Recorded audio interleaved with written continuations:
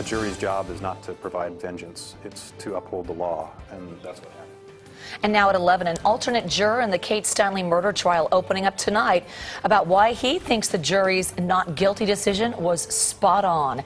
It was just over a week ago that a jury acquitted the man who admitted to the shooting. KPIX 5's Katie Neilsen talked with the alternate juror in San Francisco about why the jury couldn't convict. Katie? He said it all came down to the evidence. The jury deliberated for 6 days in the murder case against 45-year-old Jose Inez Garcia Zarate. The case quickly gained national attention because Zarate was an undocumented immigrant who had been deported 5 times.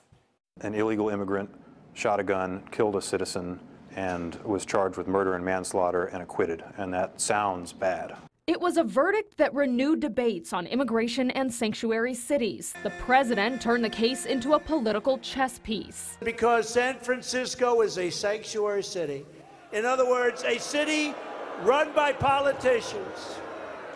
Phil Van Stockham was an alternate juror on the case and had a front row seat through the 5-week-long murder trial. I was not surprised by the verdict, and I was surprised to see in the news and on social media that everyone else was. The prosecution couldn't prove there was any intent to kill Steinle, which took first- and second-degree murder off the table. Van Stockham says, according to the jury instructions, Zarate had to be committing another crime at the time Kate was shot to be guilty of involuntary manslaughter. Prosecutors believe that crime was brandishing a weapon, but jurors weren't convinced. There was no evidence presented that he brandished that gun. There was not even a witness who ever saw him holding a gun.